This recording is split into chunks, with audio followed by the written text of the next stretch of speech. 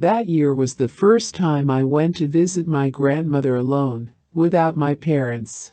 It took the bus several hours to get to her village, and the driver dropped me off at the edge of the village at night.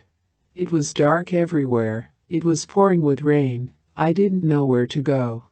I hadn't been to those places in a long time, and I couldn't remember exactly where my grandmother's house was. It was also dark, and I couldn't see anything. And there was a light on in the house on the outskirts. So I decided to go in and ask for directions. An elderly woman opened the door for me. After listening to me, she said that I would only get lost in the dark and offered to stay with her for the night. I was very surprised by this. "Aren't you afraid of letting a stranger spend the night?" I asked. "Who else should be afraid of whom?" the woman replied, letting me into the house.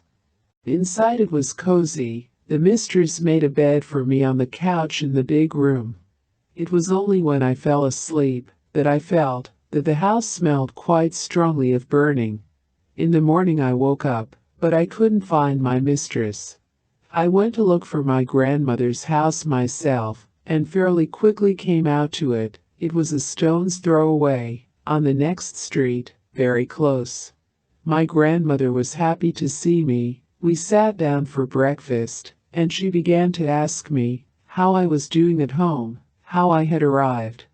I told her about my overnight stay at her neighbor's, and also complained, why was it necessary to leave me for the night, if it was not far to go? At this, my grandmother stared at me in surprise, and asked me where exactly I had slept. And when I explained it to her, she began to cross herself. "This house," she said, "burned down a few years ago.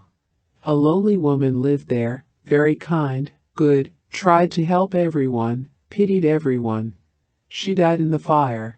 I could not believe it. In the morning, in the light of day, I woke up in that house, and there was no trace of fire, except that, like in the night, there was a slight smell of smoke. After breakfast I went there again, and found the ashes. There was almost nothing left of the house, and the yard was overgrown with weeds.